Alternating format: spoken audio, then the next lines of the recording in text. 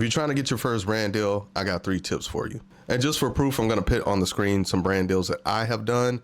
No, I'm not making a crazy amount yet. I'm not making thousands, nothing like that, but it's still money. All right, so tip number 1, you need some type of audience. You are not getting a brand deal if you don't have an audience. So focus on building up an audience first. And it doesn't have to be a huge audience. I used to think that you had to be like this huge creator to get brand deals. So I have a YouTube channel that's it's a small channel, and I think when I was around 200 something subscribers, I was already getting brand deals. Tip number 2 is to make specific content around the types of brands that you want to work for. First, I would think about what type of brand deals do you want to get? So do you want to do brand deals where you're talking about products, or do you want to do brand deals where you're talking about maybe services? And then I would think about the niche that you want to focus on. For example, if I'm doing a lot of like home gym equipment, that's something that I get brand deals for.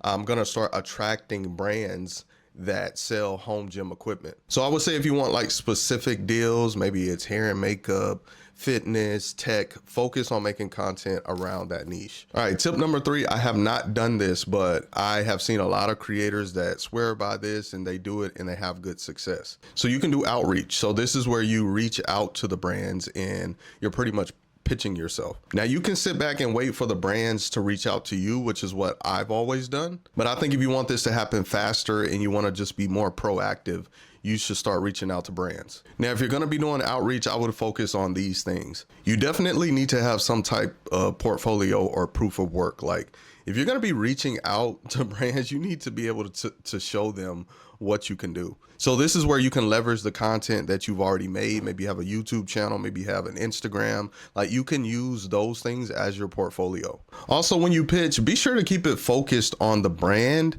and what you can do for them. I think when people are, doing sales and they're pitching, some people talk too much about themselves. Like it's just me.